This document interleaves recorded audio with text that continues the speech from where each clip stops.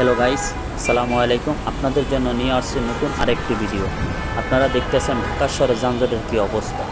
আমি এখন আছি সায়েন্স ল্যাবে। আপনারা দেখতেছেন ঢাকা হাইওয়ে রোডে কী অবস্থা।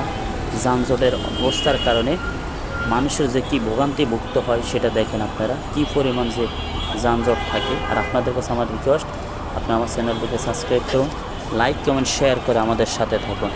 আপনারা দেখেন কী পরিমাণ যে যানজটের কারণে মানুষ প্রতিনিয়ত ভোগান্তি হচ্ছে। এই দেখেন কী পরিমাণ ঢাকা শহরে অটো রিক্সাগুলোর কারণে বেশি যানজটটা বেশি হয়। আর আছে প্রাইভেট কার গাড়িগুলো, দেখতেছেন মানুষের প্রতিনিয়ত ভোগান্তির সৃষ্টি হয়। যেটা সায়েন্স ল্যাব থেকে আমরা আপনাদেরকে দেখানোর চেষ্টা করতেছি। সায়েন্স ল্যাবের বিভিন্ন পয়েন্টের অবস্থা কি আপনারা দেখতে পাচ্ছেন ইতিমধ্যে, যে কী পরিমাণ যানজট। এই যানজটের কারণে মানুষ প্রতিনিয়ত ভোগান্তি হয়। এই ভোগান্তি থেকে কীভাবে আমরা পরিত্রাণ পাইতে পারি সেটা নিয়ে আমাদের সরকারকে ভাবা উচিত। কারণ মানুষ এভাবে অতিষ্ঠ হয়ে যায় এত যানজটের কারণে।